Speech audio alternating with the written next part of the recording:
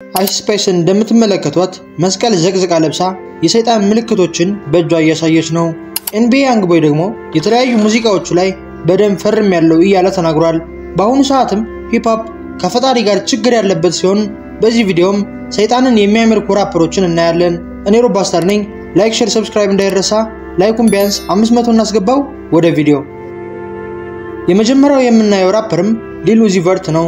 ሊል ኡዚ ገና እየታወቀ ያለ በከፍተኛ ደረጃ የሰይጣንን ስም የሚያነሳ ሲሆን የተዘቀዘቀ መስቀልም አብዝቶ ይተከማል። አፕሳይድ ክሮስ የሚል ዘፈን እንዳለው ብዙዎቻችሁ ታውቃላችሁ። ጭራሽ ይባስ ብሎ ግን ምላሱ ላይ የተዘቀዘቀ መስቀል ተነቅሷል። ብዙዎች እንደሚሉትም ሊል ኡዚ ቨርት የሚለው ስም ሉሲፈር ማለት ነው ቢሉም እውነታው ግን ይህ አይደለም። ኡዚ ገና ታዳጊ ያለ ፍሪስታይል ያደርግ ነበር። በጊዜውም ጓደኛው ራፕ ስታደርግ በጣም ፈጣን ነህ እንደ ሊል ኡዚ ይለዋል። ጓደኛውም ለመጥቀስ የፈለገው ኡዚ የተሰኘውን መሳሪያ ሲሆን በዚህ ምክንያትም ስሙን ሊል ኡዚ ቨርት ያስብለዋል። የሊል ኡዚ ቨርትን የሙዚቃ ቪዲዮዎች ተመልክታችሁ ከሆነ በጣም ይረብሻሉ። በግልጽም ሰይጣንን እየጠራ የሚያመሰግነው ሲሆን በዚህም የሚጎስ አባል የሆነው ኦፍሴት ተናግሮት ነበር። y'all nigga went upside down cross. Even my little partners, man. Stop that shit, boy. You look lame. Devil shit. He was God, man. ኦፍሴትም ወደ ፈጣሪ ተመለሱ ብሎ ቪዲዮ የሰራ ሲሆን ሊል ኡዚ ቨርት ግን የተዘቀዘቀ መስቀል ይስልና ኦፍሴትን ሜንሽን ያደርገዋል። ኦፍሴትም እጸልይልሃለሁ ብሎ መልስ ይሰጣል። ኡዚ ግን አሁንም ይህንን የሰይጣን አምልኮ ያልተው ሲሆን ጭራሽ አድናቂዎቹን እናንተንም ይዤ ሲኦል እየገባው ነው ብሏቸዋል።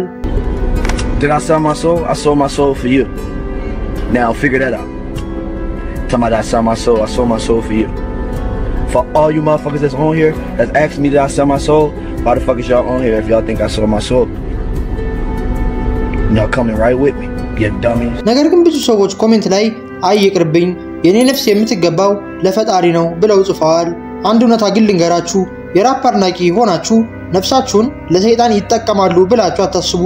ራፐሮች ይህንን የሚያደርጉት ሶሻል ሚዲያ ላይ አጀንዳ ለማስነሳት ወይንም ደግሞ የአልበማቸው መለቀቂያ ጊዜ ሲደርስ ትኩረት ሁሉ ወደ እነሱ እንዲሆን ለማድረግ ነው እንደዚህ የሚጥሩት።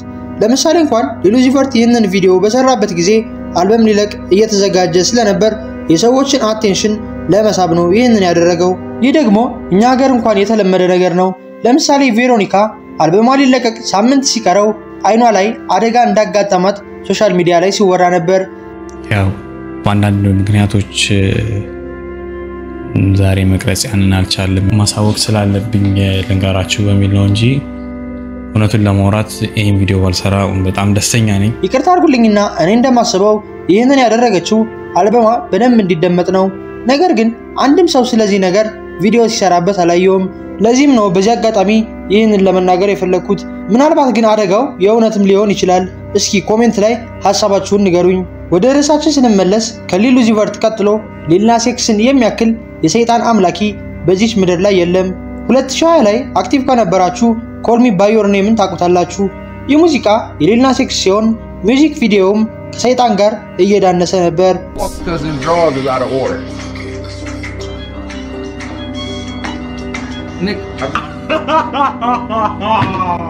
ያህል በቃ ብሎ ደግሞ 666 የሚል ስኒከር አስተዋውቆ በጣም ተሽጦለታል።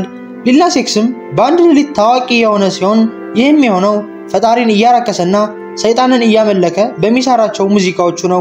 ነገር ግን ይህ ማንነቱ ከብዙ ሾዎች ያገደው ሲሆን ቢት አዋርድ ላይ እንኳን ሰይጣንን የሚያመልኩ ዘፈኖቹ ተከልክለው ነበር። ሊል ናስ ኤክስም እንዳስመለከተን ከሆነ የሰይጣን አምላኪ ሳይሆን ማንኛውንም እምነት የሚጠቀመውና የሚቀልድባቸው ሰዎችን ለማስገረምና አቴንሽን ለማግኘት ነው።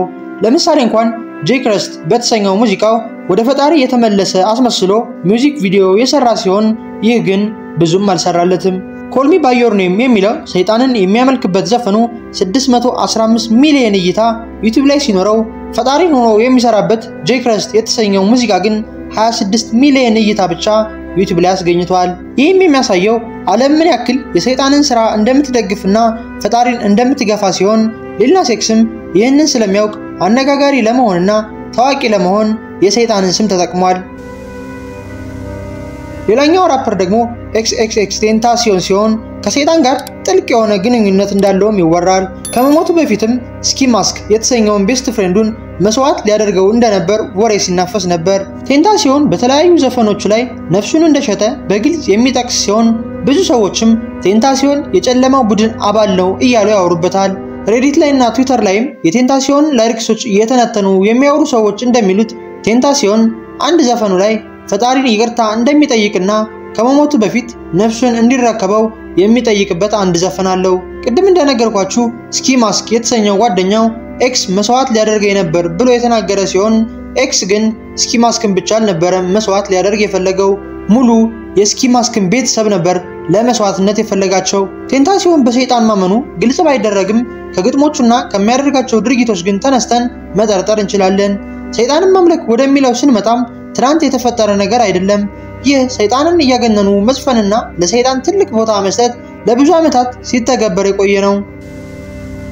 የድሮ ራፐሮችም ሰይጣንን እያመለኩ የተለያዩ ዘፈኖች ያላቸው ሲሆን ኤሚኔም እንኳን ብዙ ዘፈኖቹ ላይ ሰይጣንን ጠቅሷል። ለምሳሌ እንኳን ጉድባይ ቱ ሆሊውድ በተሰኘው ሙዚቃው ነፍሱን እንደሸጠ በግልጽ ይጠቅሳል።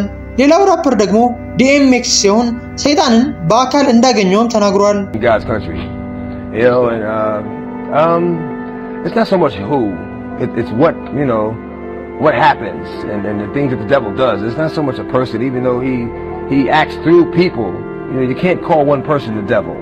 ዲኤምኤክስ ስለ አንድ ግለሰብ ቢሆን ስለ ግሩፕ እንደሚያወራ አልተረጋገጠም። ነገር ግን ኖሬጋ የተሰኘው ራፐር ስኬታማ ለመሆን የሰይጣን አምላኪ ሁን እንዳሉትና እሱ ግን እምቢ እንዳለ ተናግሯል። እምቢ ባለበት ቅጽበትም የሙዚቃ ስራው በጣም አሽቆልቁሏል።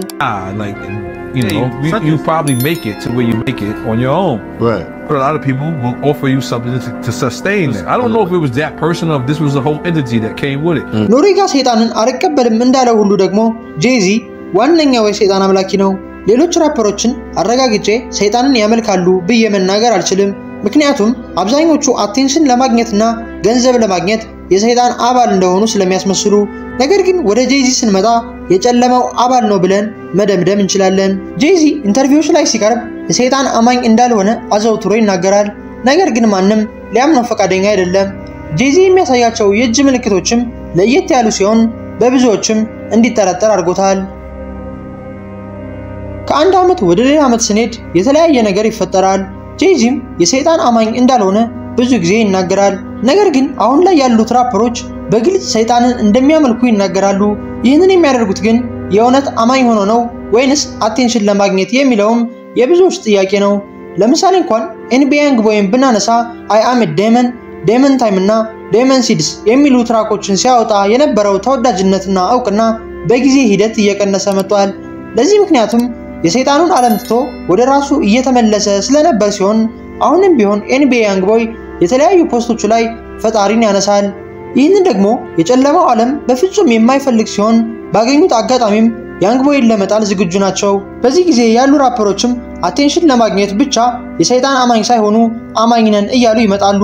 ነገር ግን አሁን እንደሚታዩ ነገሮች ከሆነ ይህ የውሸት ሰይጣንን እያመለኩ ማስመሰል እየሰራ አይደለም። ብዙ ሰዎችም ተቃውሞ እያሰሙ ሲሆን ለምሳሌ እንኳን ትራቪስ ስኮት በኮንሰርቱ ላይ የሰይጣንን ምስል ያለበት ልብስ ለብሶ ግብጽ ላይ ኮንሰርት ላይ ቀርብ ነበር።